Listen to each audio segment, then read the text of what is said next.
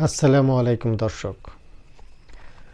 গত 10 মাসের ছোট্ট একটি অপরাধ প্রবণতার পরিসংখ্যান কালের কণ্ঠ পত্রিকায় এসছে।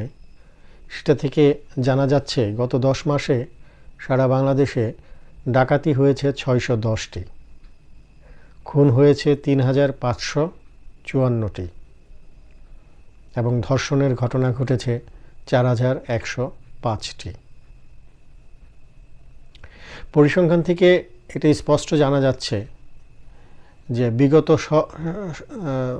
সরকারের আমলে বা তারও আগের ঘটনা যদি বলি, এ পর্যন্ত যেগুলো এক একটা সরকারের 5 বছর বা 10 বছরেও যে পরিমাণ ঘটনা ঘটেছে, তার থেকেও পরিসংখ্যানে এই 10 মাসের ঘটনা বেশি। এই খুন, ধর্ষণ, ডাকাতি ছাড়াও যদি আমরা বিগত 5ই আগস্টের পর থেকে বাংলাদেশের যে ঘটনাগুলি ঘটে গেছে, তার মধ্যে যদি সম্পদহানি, লুটপাটের যে ঘটনাগুলো আছে, আওয়ামী লীগের দলের বিভিন্ন নেতাকর্মীদের বাড়ি যেভাবে লুটপাট ভাঙচুর করা হয়েছে, আওয়ামী লীগের বিভিন্ন স্থাপনাগুলি যেভাবে ধ্বংস করা হয়েছে, সরকারি স্থাপনাগুলি যেভাবে ধ্বংস করা হয়েছে, এই সমস্ত জিনিসগুলো যেহেতু 5ই আগস্টের পরবর্তী 10 বা 11 মাসের ভিতরে এই সমস্ত জিনিসগুলো ঘটেছে, সব কিছু যদি বিচার বিশ্লেষণ করি, তাহলে দেশের অরাজকতার কারণে জান মালের হানি সেটা বিশাল। অথচ আজকেই আবার প্রধান উপদেষ্টা ডক্টর মোহাম্মদ ইউনূস সাহেবের এই বিষয়ে একটি বিবৃতি এসছে। সংক্ষিপ্ত সেই বিবৃতিতে জানা যাচ্ছে, তিনি বলেছেন অপরাধ বাড়ার দাবি পুরোপুরি সত্য নয়।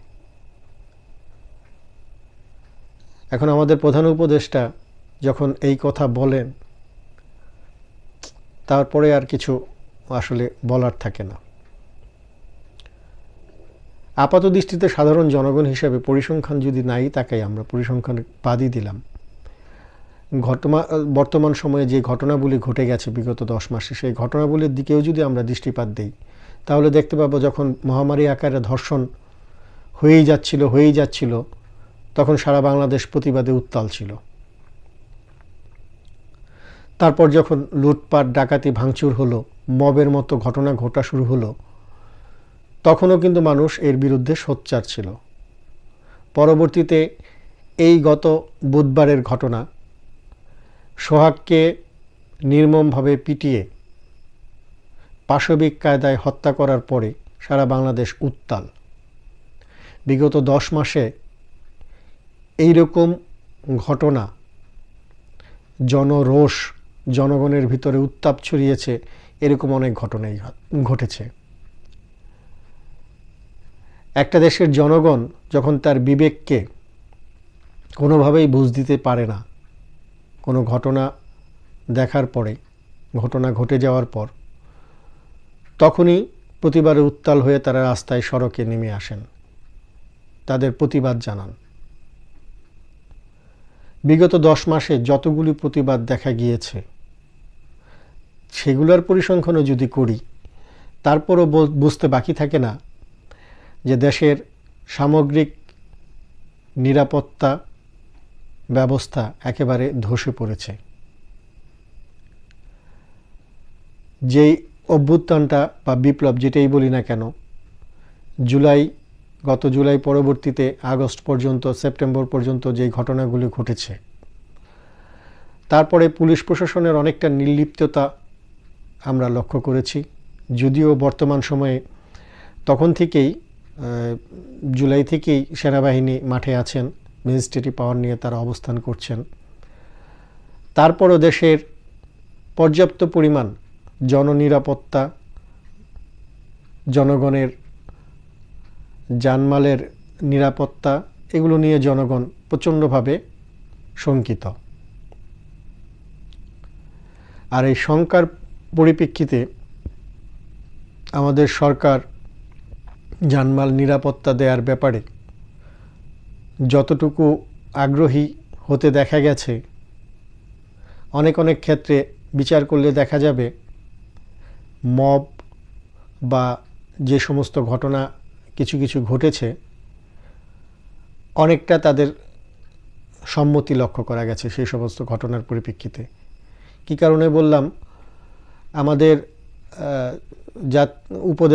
প্রধান উপদেষ্টা সাহেবের প্রেস সচিব যখন বলেন মবকে, যেটা মব না, এরা প্রেশার গ্রুপ, তখন যারা মবের সাথে সংশ্লিষ্ট বিভিন্ন সাধারণ জনগণ, রাজনৈতিক জনগণ, ছাত্র জনতা, আপামর জনগণ, যারাই মবের ঘটনাগুলো ঘটিয়েছেন, তারা তখন তাদের দৃষ্টিতে এই কাজটাকে সঠিক বলেই মনে হয়েছে, তাই এর প্রবণতাও বেড়ে গেছে।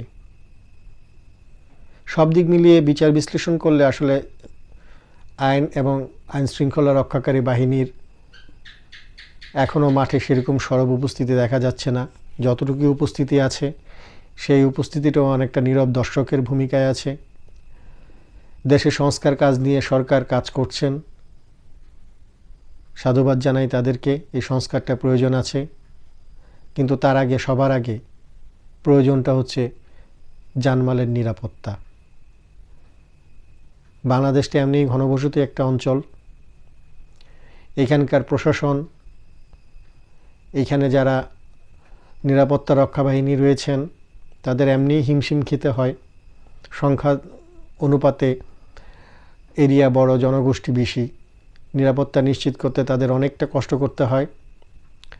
তারপরও যখন তারা হাল ছেড়ে দেন, তখন আর একটা দেশের অবস্থা ভালো থাকার কথা নয়। সরকারের কাছে সাধারণ জনগণ হিসেবে আমাদের সবার প্রত্যাশা, সরকার এই দিকটা একটু নজর দিবেন। সাধারণ মানুষের জননিরাপত্তার খুবই প্রয়োজন, তারা জানমালের নিরাপত্তা চায়।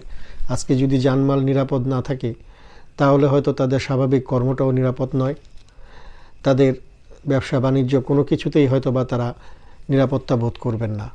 তাই জননিরাপত্তাটা একটা বড় ইস্যু। সরকারের এটা দায়িত্ব জনগণকে স্বাভাবিক কর্ম করার, স্বাভাবিকভাবে বেঁচে থাকার নিরাপত্তা দেয়া। আশা করি সরকার সেই দিকে খুব দ্রুত এবং খুব জোরালোভাবে পদক্ষেপ নেবেন। আর দ্বিতীয় আরেকটি বিষয় যেটা নিয়ে সংক্ষেপে একটু না বললেই নয়, সেটা হচ্ছে সরকার আমেরিকার 35% শুল্কের বিষয়ে আজকে আমাদের বাণিজ্য উপদেষ্টা একটি ব্রিফিং করেছেন। সেই ব্রিফিং নিয়ে শুধু দুটি কথা বলবো। তিনি বলেছেন, আমেরিকার সাথে তাদের যে মিটিং হয়েছে 3 দিনের, বা যেই আলোচনা তারা করলেন বাণিজ্য ইস্যু নিয়ে, 35% শুল্ক নিয়ে, তার ফলে তারা কিছু কিছু বিষয়ে ঐক্যমত্যে এসেছেন এবং সেই বিষয়গুলো প্রকাশ করার মতো না। মানে এক কথায় তারা কিছু চুক্তি হয়তো বা করবেন, সেই চুক্তিগুলো তারা জনগণকে জানাতে চাচ্ছেন না। সেই চুক্তিগুলো কি? জনমনে প্রশ্ন জাগতেই পারে। তবে কি সেটা সেন্ট মার্টিন দিয়ে দেওয়ার চুক্তি? তবে কি সেটা মায়ানমারকে করিডোর দিয়ে দেওয়ার চুক্তি, নাকি অন্য কিছু? জনমনে এরকম শঙ্কা জাগিয়ে কোনো কাজ করাটাই জনগণকে প্রকাশ না করে বাংলাদেশের ভূখণ্ড সার্বভৌমত্ব নিয়ে কোনো রকম চুক্তিটাই যুক্তিযুক্ত নয়। আশা করি সরকার এই বিষয়টায় সজাগ দৃষ্টি রাখবেন। বাণিজ্য উপদেষ্টার কথার পরিপ্রেক্ষিতে একটি কথা বলতেই হয়, সাধারণ মানুষ যদি এই চুক্তিটা বাণিজ্য সংশ্লিষ্ট কোনো ভালো চুক্তিও যদি মনে করে, তারপরে জনমনে প্রশ্ন থাকতেই পারে, তাহলে নিরাপত্তা উপদেষ্টা ডক্টর মোহাম্মদ খলিলুর রহমানের সরব উপস্থিতি কেন ছিল এই মিটিংয়ে? আমেরিকার সাথে বাণিজ্য চুক্তির বিষয়ে বাণিজ্য মন্ত্রণালয়ের দায়িত্ব। এইখানে আমেরিকা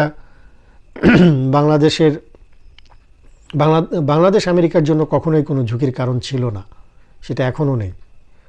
তো যেখানে ঝুঁকি কোনো চিন্তা বা বিষয় নেই, সেখানে বাংলাদেশের নিরাপত্তা